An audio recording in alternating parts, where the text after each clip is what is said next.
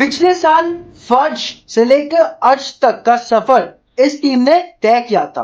Southern Derby में Chennai super Kings को हरा के प्लेऑफ में अपनी दावेदारी पेश की थी, लेकिन हुआ वही जो हर साल होता है। भाई लोग ये फिर से हार गए। इस टीम में Virat Kohli, Chris Gayle, AB de Villiers, Glenn Maxwell, Jack Kallis, Anil Kumble तक खेल चुके हैं, लेकिन अब तक इस टीम ने एक बार भी कप नहीं उठाया है।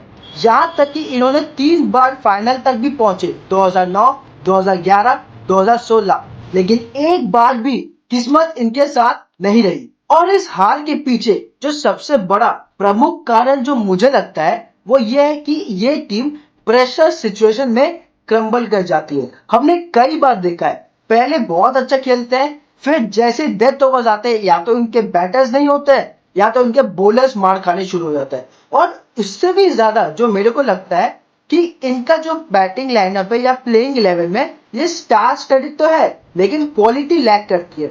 उसके ऊपर से अगर आप इनके प्लेइंग 11 को ध्यान से देखे हो या तो इनके स्क्वाड में ध्यान से देखे हो, तो पहले नंबर पर जो बैटिंग करते हैं 1, 2, 3, 4 या 3 तक वो बहुत अच्छे होते हैं, लेकिन उसके बाद से इनके बैटिंग पार्ट में ना फायर रहता है, ना अकल रहता है, ना कुछ रहता है। ऊपर से इनका बॉलिंग प्रेशर सिचुएशन में हमेशा क्रम्बल करते आई हो। चाहे आप सिराज को देख लो, चाहे आप पहले उठा के देख लो, और चाहे आप अभी भी बात करो। इस टीम में जो सबसे बड़ा फैक्टर है वो यह है कि यह टीम प्रेशर अब्सॉर्ब नहीं कर पाती है। तीसरा रीजन जो मुझे लगता है वो ये है कि इनका रेगुलर चेंज ऑफ मैनेजमेंट। ये लोग हर 2 साल में अपना मैनेजमेंट चेंज कर देते हैं। तो इससे क्या होता है ना, आपका जो थिंकिंग है ना, आप जिस दिशा में जाने चाहते हैं वो तो बदल ही गया। तो अगर आप मुंबई इंडियंस को देखिए, अगर आप चेन्नई सुपर किंग्स को देखिए, वो लोग अपना मैनेजमेंट जो कोर मैनेजमेंट होता है ना उसको एकदम सेम रखते हैं, क्योंकि उनको पता है कि भाई हमें अगर जीत चाहिए तो हमें इस रास्ते पे चलना है। लेकिन अगर आप वहीं पे आरसीबी को देखें, हर 2 साल में पूरा मैनेजमेंट ही चेंज कर देते हैं।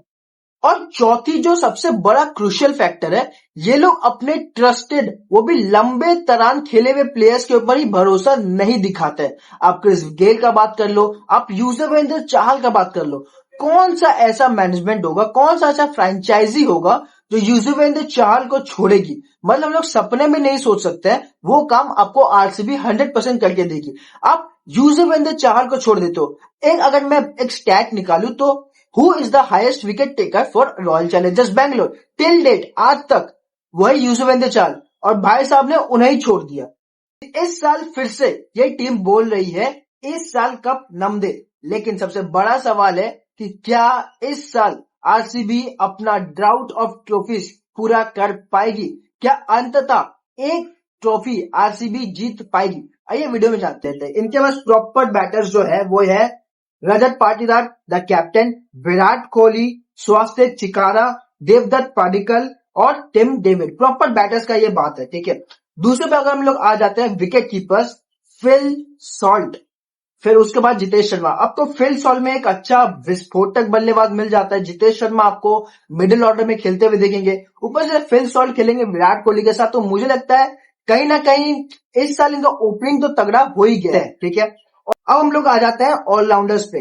Jacob Bethell, Manoj Bhandage, Liam Livingstone, Mohit Rathi, Krunal Pandya और रोमारियो शेपर्ड के नाम पे इनके पास काफी अच्छे खासे ऑलराउंडर्स भी हैं इस साल।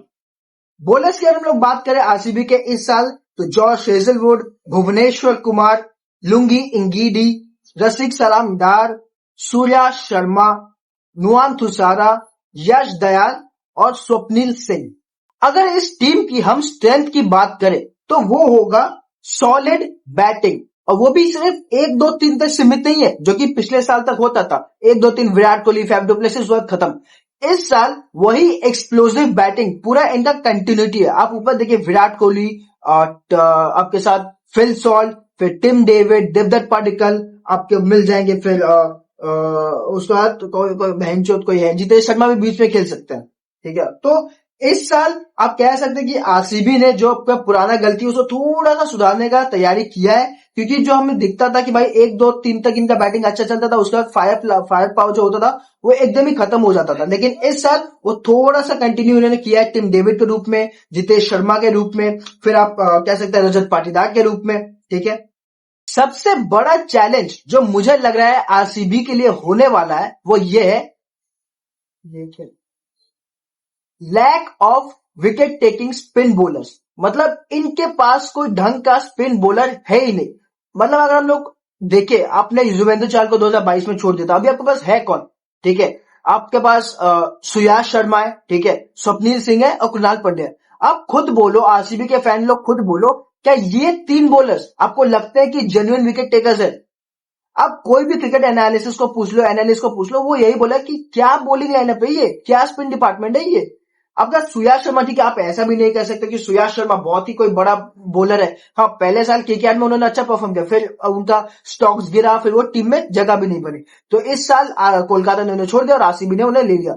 स्वप्निल सिंह इतना भी कोई इंप्रेसिव उन्होंने, मैंने उनका बॉलिंग देखा नहीं है। और कृणाल पांड्या के साथ आप देखते, ठीक है, टाइट बॉलिंग करते हैं, नया बॉल से बॉल करते हैं, लेकिन वो पर ओवर 8 रन का एवरेज आप लेके चलो। आप मतलब अगर उनका पूरा ओवर भी आप कराते हो, जो कि मुंबई इंडियंस उनसे नहीं करवाती थी, एलएसजी उनसे नहीं करवाती थी, अगर आरसीबी कृणाल पांड्या से पूरे 4 ओवर भी करवाती है ना, तो भाई साहब 32-34 रन तो आप पकड़ के चलो, इनके हर मैच में 32-34 रन आएंगे ही आएंगे, ठीक है। और विकेट आपका इनका हमेशा बढ़ती नहीं दिखेगा, कोई 2-3 मैच में 1-2, 2-3 मैच में 1-2, वैसा ही रहेगा। तो मुझे जेन्युइनली लगता है कि RCB is lacking genuine spin bowlers, ठीक है।